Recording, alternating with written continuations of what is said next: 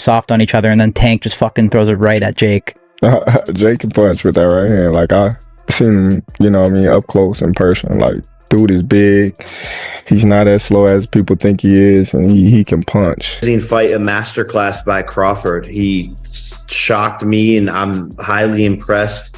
And his skill level was just very superior. What happens when boxing's most calculated genius walks into the gym of the sport's most polarizing figure? That's exactly what just shook the boxing world. Terence "Bud" Crawford, the undefeated pound-for-pound king who dismantled Canelo Alvarez and silenced every critic who ever doubted him, has officially teamed up with Jake Paul ahead of Paul's anticipated showdown with Gervonta Tank Davis. This isn't a publicity gimmick or some viral crossover clip. It's the era's most dominant technician teaching one of entertainment's boldest disruptors how to outthink and outfinish one of boxing's most explosive punchers, and that has everyone talking. When footage surfaced of Crawford entering Jake's gym, is Jake Paul boxing? Yes. I think that answer will shock a lot of people.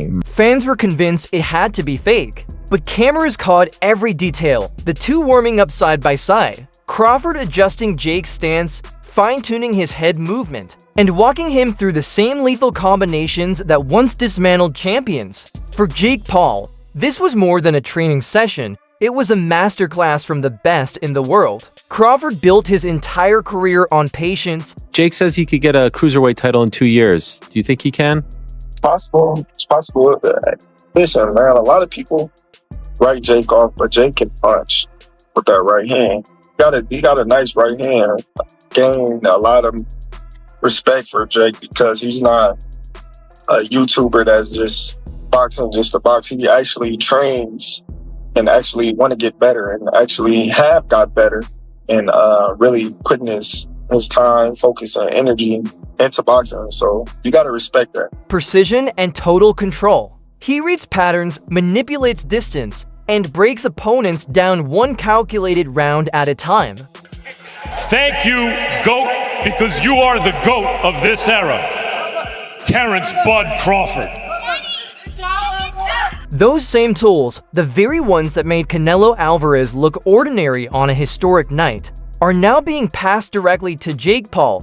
That changes everything. It means Jake isn't treating this fight like a sideshow. He understands Tank Davis is fast, dangerous, and capable of erasing mistakes with a single punch, but he also knows that raw power means little against a man trained to neutralize it. Jake's size, discipline, and now Crawford's tactical influence suggest he's preparing like a true professional. For Jake Paul, this alliance is validation. For years, he's been mocked as a YouTuber in gloves, dismissed as a circus act. But training under Terence Crawford forces people to look twice. Crawford doesn't lend his time for clout or headlines. If he's in your corner, it's because he sees purpose, and that alone demands respect. This partnership isn't about brute strength anymore. It's about IQ, angles, and patience. Is the burnt bridge with my brother unfixable? I don't hate your brother. You guys need to fight guys your the same size. When you fought Floyd, you are massive. He did hit you with a fucking bomb and you fucking ate it. He's gonna fight Gervonta Davis. Who do you got? Gervonta,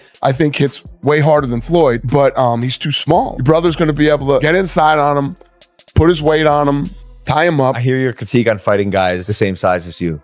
Is that why you guys wouldn't let me fight Conor? Yeah, you're fucking huge. Conor weighs 145 pounds, 155 pounds. Yeah, but he says he can beat me. And if anyone can sharpen those tools, it's the man who made elite champions look lost. Still, one question echoes through every conversation. Why? Why would a legend like Terence Crawford help a social media turned boxer prepare to fight one of the sport's brightest stars? Jake Paul fought with Tyron Woodley twice.